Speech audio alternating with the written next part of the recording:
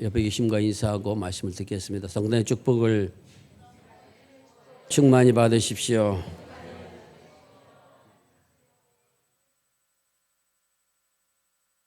우리 성가대 팀이 다 2층에 올라가니까 자리가 휑합니다. 저렇게 자주 올라가야 되겠습니다. 자리가 비어야 채우려고 마음을 먹게 될 거니까요. 오늘 찬양을 있어서 하나님의 말씀을 제가 간단하게 전하겠습니다. 마태복음의 탄생 이야기는 예수님께서 탄생하신 이후에 동방박사의 출현으로 그 이야기가 이어집니다. 동방에서 박사들이 아기 예수님을 경배하기 위하여 선물을 가지고 찾아오게 됩니다. 동방박사는 여러분 몇 명인 줄 아십니까? 3명이라고 생각하시는데 왜 3명이라고 생각하십니까? 황금과 유황과 몰약을 각자 가졌을 것이라고 생각합니다. 하지만 몇 명인지 정확하게 밝히지는 않습니다. 다만 그들이 황금과 유황과 몰약을 가진 사람들이고, 그리고 또한 그들은 복수를 사용해서 한 사람은 아니라 2사람 이상일 것이라고 하는 것은 알 수가 있지만은 정확하게 몇 명인지를 모릅니다. 어떠한 사람들은 또한 학자들은 4명일 것이다 이렇게 이야기도 합니다. 하지만 정확하게는 모릅니다. 그들이 또한 박사라고 했는데 이 박사라고 한 말은 마고이란 헬라 말을 썼는데 이것은 점을 치는 사람, 점성가라는 의미도 있고 또 현자라는 의미도 있으며 좋지 못한 의미로 사용되질 때는 다른 사람을 미혹한다라는 의미도 이 단어 속에는 담겨 있습니다. 여러분 동방박사의 동방이 어디입니까? 예루살렘에서 동쪽이라고 하는 곳인데 어디입니까 정확하게? 얼마인지 어디인지 정확하게 밝히지 않습니다. 또한 그들이 어디서부터 얼마의 거리를 며칠에 걸려서 왔는지도 전혀 이야기하지 않습니다. 동방박사들이 무엇을 타고 왔을까요? 비행기를 타고 왔을까요? 말을 타고 왔을까요? 항상 그림에 뭐가 있습니까? 낙타를 타고 왔다고 되어 있습니다. 그 거리가 얼마인지 모르지만 낙타를 타고 며칠을 걸려 왔는지도 이야기하지 않습니다. 마태복음에서 이렇게 이야기하지 않고 그냥 동방에서 박사들이 왔다라는 의미가 무엇인가 하는 겁니다. 그럼 이 동방박사들이 예수님을 찾아왔을 때 예수님께서는 몇 달이 지났을까요? 분명히 예수님을 낳으셨고 그리고 이들이 찾아올 때 하루아침에 KTX를 타고 온 것도 아니고 비행기를 타고 온 것도 아니라면은 우리가 그냥 상상하듯이 낙타를 타고 왔다 생각하게 되면은 1달, 2달은 충분히 걸렸을 것입니다. 그냥 우리나라로 생각하면 100일쯤 됐을 때 찾아오지 않았을까 이렇게 추측도 가능합니다. 그런데 전혀 그것에 대해서 얘기하지 않고 그들이 어디서부터 왔다? 동방에서부터 왔다는 것만이 강조되어 있다는 겁니다. 동방이라고 하는 말이 아나톨레라고 하는 말이 가진 의미는 동쪽이요 해가 뜨는 곳이라는 겁니다. 하지만 더 중요한 의미는 새로운 역사가 동토하고 있다는 시작되고 있다는 의미가 이 동방이라는 단어 속에 담겨 있는 것입니다. 동방박사의 출현은 그들이 대단한 현자이기 때문에 그것이 중요한 것이 아닙니다. 그들 이름도 모릅니다. 나이도 모릅니다. 어디 출신인지 모릅니다. 그들이 한 마을에 다 살고 있다가 왔는지 다른 마을에 떨어져 있다 살고 왔는지 아무것도 밝히지 않습니다. 다만 그들은 동쪽에서부터 왔다라고 하는 것만 밝히고 있어서 동쪽이 중요하다는 것을 의미하고 있습니다. 동쪽은 해가 뜨는 곳입니다. 그리고 또한 중요한 것은 새로운 역사가 시작되는 곳이라는 겁니다. 오늘 마태복음에서 이 동방박사의 얘기를 하고 있는 것은 우리가 먼저 무엇을 알려주고 있느냐? 그것은 하나님께서 새로운 역사를 시작해 나셨다라고 하는 사실을 우리에게 전하여 주고 있는 겁니다. 예수 그리스도의 나심은 단순히 한 생명의 탄생만이 아니라 하나님의 구원의 새 역사가 시작되었다. 이것이 바로 동쪽이라고 하는 동방이라는 말이 가진 의미입니다. 그들은 별을 연구한 사람들이었습니다. 그 별을 보고 그들이 그쪽으로 찾아간 곳은 어디입니까? 예루살렘입니다. 처음에 도착한 곳은 예루살렘입니다. 얼마까지 그들이 별을 보고 찾아왔는지 모르지만은 찾아와서 그들이 간 곳은 어디냐가 바로 예루살렘입니다. 왜냐하면은 그 당시에 유대의 수도는 예루살렘이었으니까 적어도 유대에서 왕이 태어난다면은 예루살렘이 아닌가 해서 그것으로 갔다라는 것입니다. 별을 보고 찾아와서 예루살렘으로 간 오늘 그들에게 손에는 무엇이 들려 있었습니까? 그들의 손에는 황금과 유향과 몰약이 들려 있었다라고 전하고 있습니다. 이것은 왕이 태어났을 때 바치는 예물입니다. 그럼 그것을 무엇을 의미하고 있습니까? 그곳에 태어나신 분은 바로 누구신가? 그분은 왕이시라는 겁니다. 그래서 그들은 예루살렘에 와서 이렇게 묻습니다. 유대인의 왕으로 태어나신 이가 누구십니까? 우리가 그를 예배하러 왔습니다 라고 말합니다. 그 전에도 유대인에도 왕들은 많이 태어났었습니다. 그런데 그때는 이들이 가지 않았습니다. 하지만 이번엔 갔습니다. 이게 무엇을 의미하고 있는가? 이번에 태어나신 왕은 특별한 왕이라고 하는 의미. 다시 말씀드리면 우리의 구원자로 우리의 임마누엘 주님으로 오셨다는 것을 이 동방밭의 출현으로서 오늘 우리들에게 분명하게 밝히고 있다는 것입니다. 마태복음 보라는 겁니다. 그분은 우리의 메시아요, 우리의 구원자요. 이제 동쪽에서부터 해가 뜨시 새로운 역사를, 하나님의 구원의 역사를 일으키기 위하여 우리에게 오실 분이시다. 오신 분이시다. 그래서 오늘 우리들은 그에게 우리가 가질 수 있는 최고의 예우를 갖춰서 그분을 맞이하고 있다. 황금과 유향과 몰약을 준비해서 왔던 이것이 바로 오늘 마태복음에 듣는 첫 번째 성탄의 메시지인 것입니다. 자, 두 번째는 헤롯이라는 사람입니다. 헤롯이라는 사람은 동방박사들이 예루살렘에 와서 사람들에게 묻습니다. 유대인의 왕으로 되어지는 이가 어디 있는가? 그때는 별이 잠깐 사라졌는지 어쨌는지 모르지만 별을 보고 찾아왔는데 예루살렘에 와서 이 사실을 묻습니다.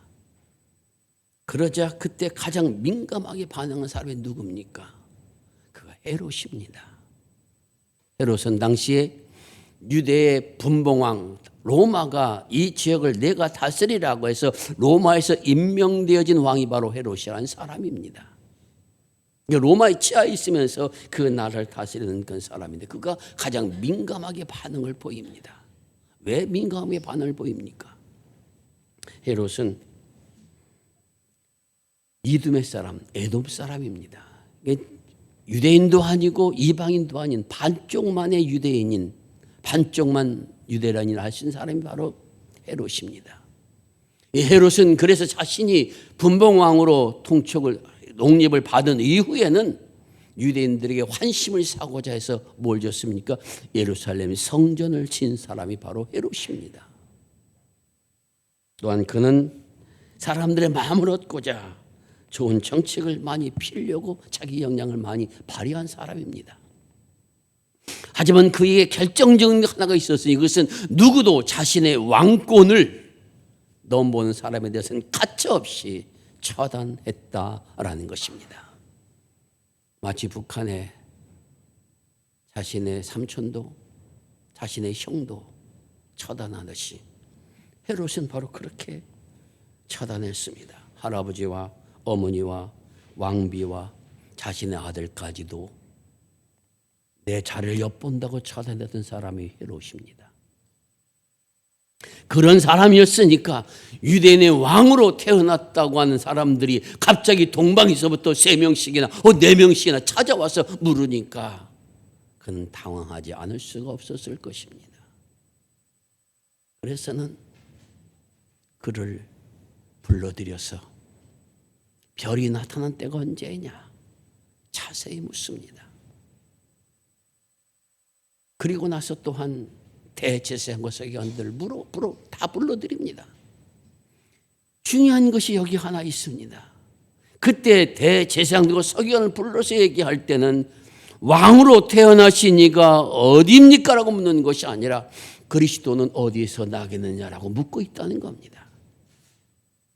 그럼 헤롯이 나신 아기가 메시아일 것이라고 하는 그리스도라는 사실을 그가 생각하고 있었다는 겁니다.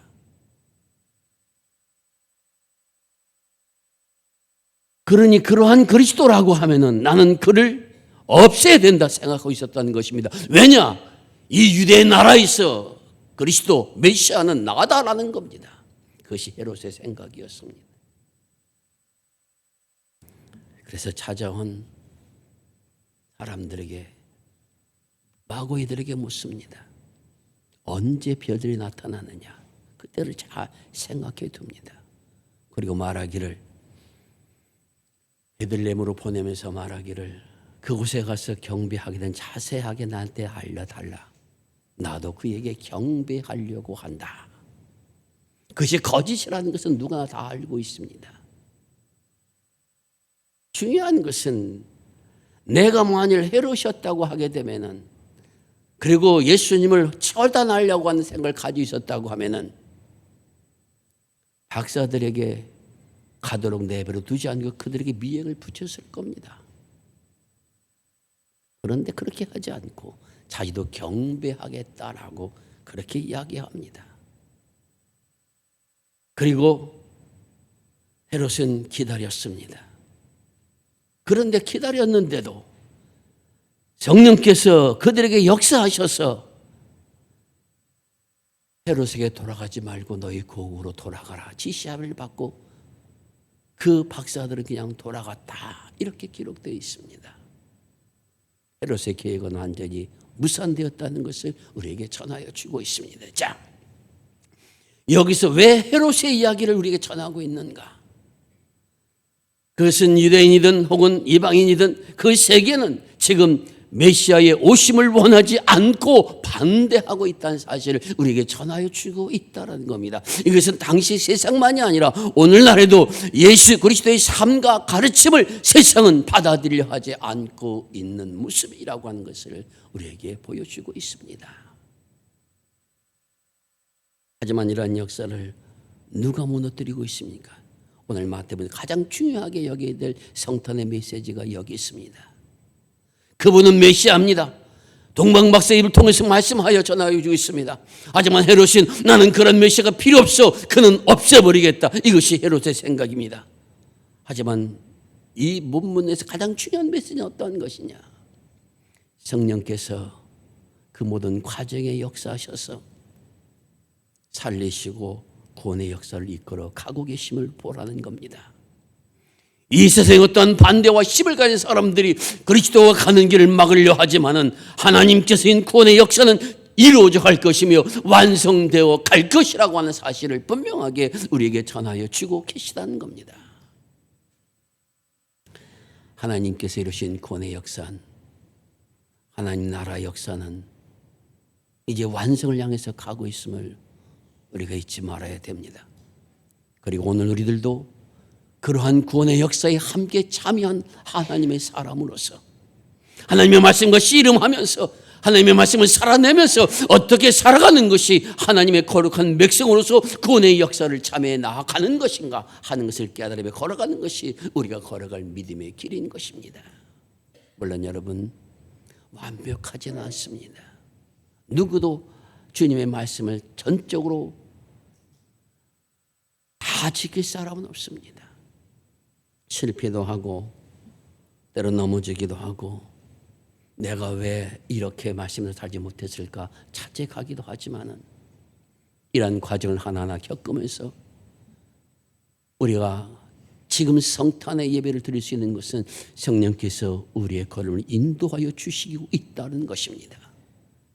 과거의 동방박사의 걸음을 인도하셨던 그러한 성령께서 지금도 저와 여러분의 모든 걸음걸음 동행하여 주셔서 여러분이 아버지의 나라에 임할 때까지 하나님의 구원의 역사를 이루는 사람으로 계속 길을 걸어갈 수 있도록 인도하시고 은혜를 베풀어 주실 것입니다. 성탄은 이것을 내 마음에 새기는 시간인 것이며 다시 예수 그리스도를 내 삶에 받아들이는 그러한 계절인 것입니다. 오늘 성가대원들이 칸타타를 통해서 예수께서 어떤 분이신가를 노래할 것입니다.